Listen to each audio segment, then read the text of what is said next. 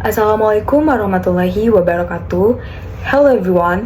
Let me introduce myself. My name is Dede Indasari, NPM 234111026, and I'm from class MNG 20C. So, here I will explain the material about definition of text according to the 2021 Constitution, the function of text and the text collection system in Indonesia.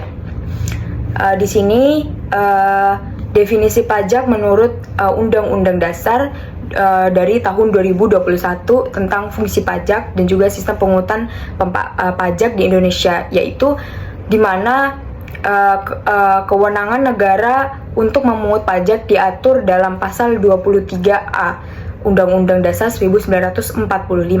Definisi pajak sendiri sesuai dengan ketentuan umum dan juga tata cara perpajakan KUP pada Undang-Undang Nomor Urut 28 Tahun 2007, yaitu tentang kontribusi wajib kepada negara yang terutang oleh orang pribadi atau badan yang bersifat memaksa berdasarkan undang-undang dengan tidak mendapatkan imbalan secara langsung dan juga digunakan untuk keperluan negara bagi sebesar-besarnya kemakmuran rakyat.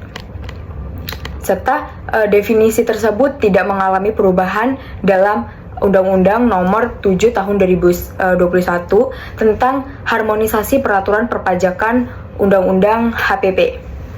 Di sini ada fungsi pajak, yaitu fungsi pajak sendiri memiliki peranan yang sangat penting dalam suatu kehidupan bernegara, khususnya di dalam pelaksanaan pembangunan karena pajak merupakan sumber pendapatan negara untuk membiayai semua pengeluaran termasuk pengeluaran pembangunan.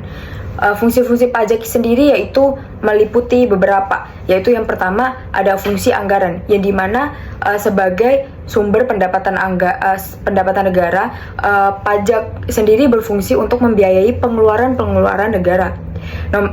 Nomor 2 yaitu ada fungsi mengatur, yaitu di mana pemerintah dapat mengatur pertumbuhan ekonomi melalui kebijakan pajak. Dengan fungsi mengatur, pajak juga bisa digunakan sebagai alat untuk mencapai tujuan. Nomor 3 yaitu ada fungsi stabilitas, yang dimana dengan adanya pajak, pemerintah dapat memiliki dana untuk menjalankan kebijakan yang berhubungan dengan stabilitas harga sehingga inflasi dapat dikendalikan dengan lebih baik. Yang keempat ada fungsi distribusi, yang dimana fungsi distribusi sendiri dari pajak dicerminkan melalui pembelanjaan anggaran negara untuk peningkatan kualitas hidup sosial masyarakatnya. Kemudian ada sistem pemungutan pajak di Indonesia, yaitu terdapat 3 sistem pemungutan pajak yang berlaku saat ini di Indonesia. Yang pertama ada self-assessment system, yang dimana wajib pajak ini diberikan kepercayaan untuk menghitung, membayar, dan juga melaporkan sendiri jumlah pajak yang terutang sesuai dengan ketentuan peraturan perundang-undangan perpajakan yang berlaku saat ini. Nomor 2 ada official assessment system, yang dimana sistem pemungutan pajak ini yang selalu memberikan wewenang kepada petugas pajak untuk menentukan besarnya pajak yang terutang oleh wajib pajak.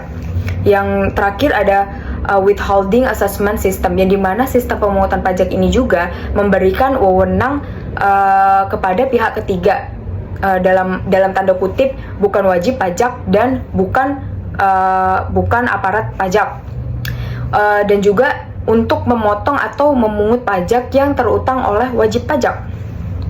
Selain itu, sistem pemungutan pajak sendiri terdapat asas pemungutan pajak di Indonesia, yaitu asas finansial, yang dimana pemungutan pajak itu harus disesuaikan dengan pendapatan, omset atau penghasilan dari wajib pajaknya.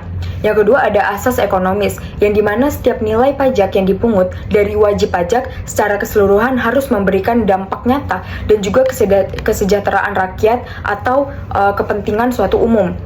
Dan yang terakhir ada asas yuridis, yang dimana pemungutan pajak ini harus diatur secara sah, secara legalitas dan ketentuan dalam suatu perundang-undangan. Jadi definisi pajak menurut Undang-Undang Dasar tahun 2021 tadi yaitu itu sendiri. I'll end it. Thank you for attention. Wassalamualaikum warahmatullahi wabarakatuh.